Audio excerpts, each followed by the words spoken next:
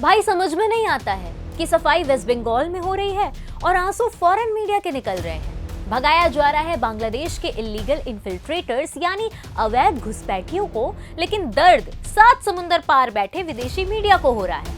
आखिर ऐसा क्या हो गया कि भारत जब अपनी नेशनल सिक्योरिटी और बॉर्डर मैनेजमेंट के लिए कदम उठाता है तो इंटरनेशनल मीडिया में अचानक से भारत के खिलाफ एक फेक नैरेटिव चलाने की होड़ मच जाती है। आज हम विदेशी मीडिया के इसी डबल स्टैंडर्ड की पोल खोलने वाले हैं। नमस्कार, मैं हूं आयुषी आपके साथ और आप देख रहे हैं नो द नेशन। और अगर आपने अभी तक हमारे चैनल को सब्सक्राइब नहीं किया है तो प्लीज इसे तुरंत कर लीजिए और आज के इस वीडियो को एंड तक जरूर देखिएगा, क्योंकि आज आपको समझ आएगा कि कैसे बॉर्डर सिक्योरिटी के एक बेहद गंभीर मुद्दे को इंटरनेशनल लेवल पर एक अलग ही रंग देने की कोशिश की जा रही है। चलिए सबसे पहले जरा इन इंटरनेशनल मीडिया ऑर्गेनाइजेशंस की हेडलाइंस पर नजर डालते हैं। जर्मनी की government funded media company DW लिखती है, west Bengal deportation drive raises human right concern, यानी उन्हें इसमें ह्यूमन राइट्स का हनन दिख रहा है।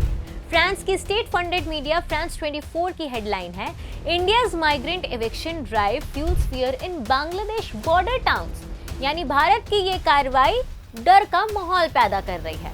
और हद तो तब हो गई जब कतर फंडेड अल जजीरा ने लिखा, India's Bengal pushes out Muslim Bangladeshis deepening religious tension.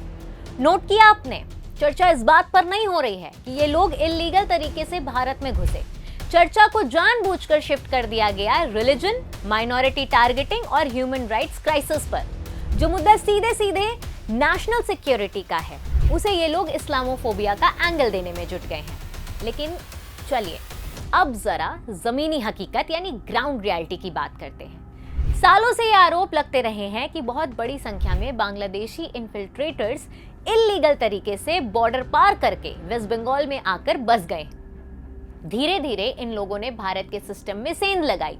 इनके Aadhaar card, ration card, voter ID जैसे जरूरी लीगल डॉक्यूमेंट्स भी बन गए।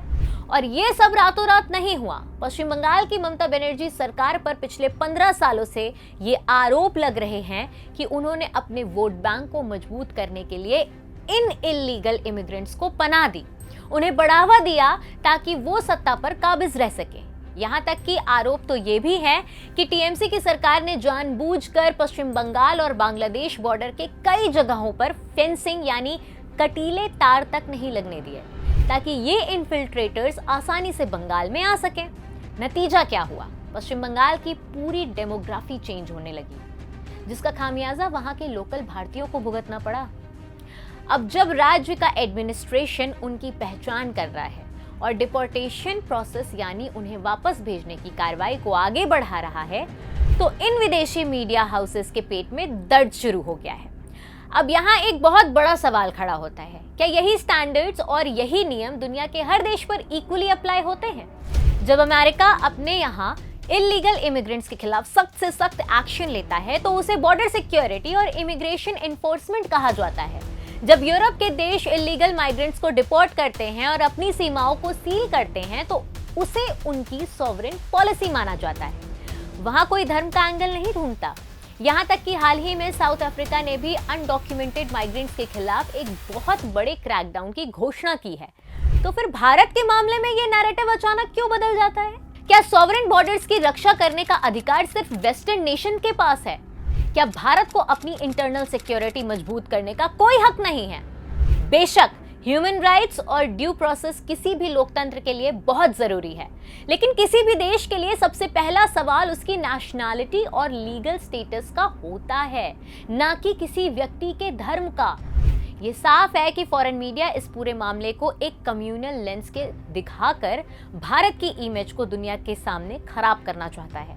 लेकिन भारत की यह कार्रवाई किसी धर्म के खिलाफ नहीं, बल्कि देश की सुरक्षा और कानून व्यवस्था को बनाए रखने के लिए है। अब आप इस पूरे मुद्दे को किस नजरिए से देखते हैं? क्या आपको भी लगता है कि इंटरनेशनल मीडिया भारत के खिलाफ एक सोची समझी साजिश के तहत फेक नैरेटिव फैला रहा है?